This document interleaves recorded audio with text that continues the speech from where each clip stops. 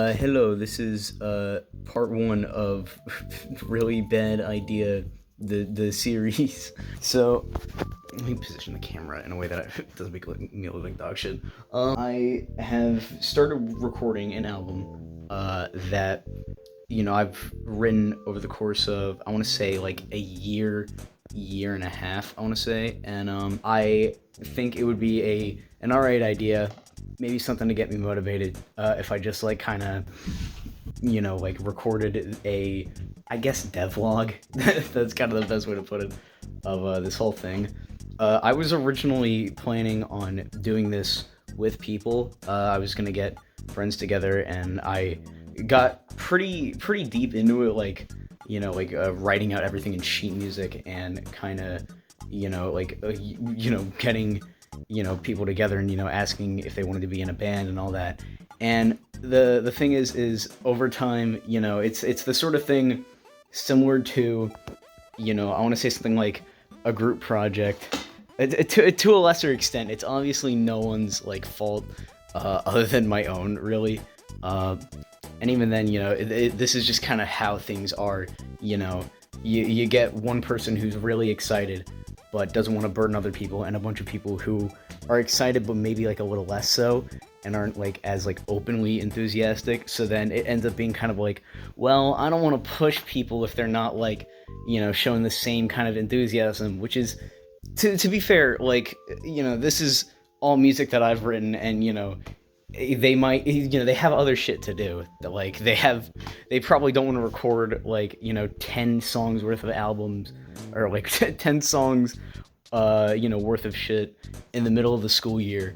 So there is part of me that does want to wait, but another part of me that is clamoring to make this stinking thing already, with the time that I have, still living at home, before I go to college and shit, which I don't see myself getting accepted into the one that I want, but whatever.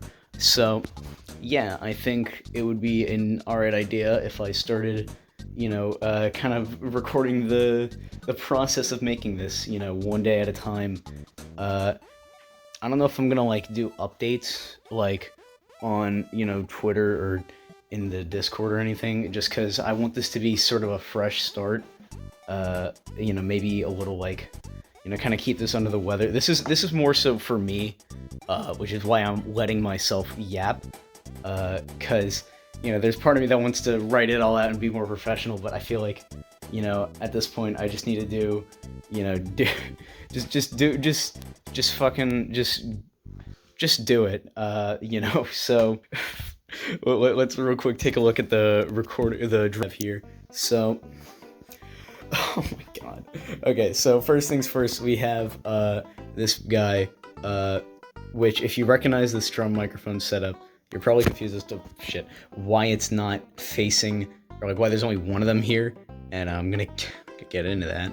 But we have that one there, which is fine. This guy, I don't have a proper drum microphone stand, so I have taken off one of the cymbals, because there used to be like 3 here. Actually, no, 4. There were 4 crash cymbals here, which is I don't get why, but I took one of them off and replaced it with a microphone to record shit. So there's that. There's this guy living down here, which is recording tom and ride cymbal, kind of awkwardly positioned, because it's hanging. Obviously it's going to hang upwards, so it's recording a lot more of the cymbal than the tom, which is kind of an issue. But that's just kind of how it is. I'm going to cover you up, because I'm going to save you for last. There's this guy, right? The only microphone that's technically placed in the right position, other than that one. I don't have a proper stand for this guy, so I have taken a bunch of boxes and a drum pad, and I've positioned it here, to just kind of like capture this general area, like a crash, trash, and hi-hat. And then obviously you got the bass mic down there. Actually, let me slightly better position microphone, yippee. And then saving the best for last here, if I could maneuver around this crap. We have so yeah, we don't these microphones are all my dad's, and the one thing that he doesn't have is the snare microphone. So I have settled for using what is meant to be an ambience mic, which is usually what goes like around here, like to capture the cymbals in the general area. I've positioned it and use it as a snare mic because that is my only option right now, and I really don't want to spend any more money than I've already had to. You know, $350 interface over there. Christ Almighty. You know, I got the. So I've taken a camera stand. I have cocooned it in pink duct tape, and then because it kept still like slowly leaning, I got a clipper and clipped it, and finally that fixed it. So yeah, I can feel like 5 generations worth of, you know, a family drum history, like family drummers just like looking down in shame at this dog shit setup. But you know, that's how it'd be. And I'm gonna try to record as much of the drum stuff as I can.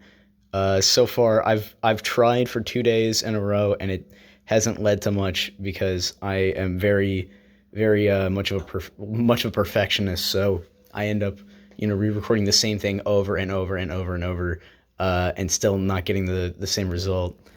And one thing I've learned, right, is that oftentimes when it comes to this stuff, you generally, you know, when it comes to recording at least, I think, you know,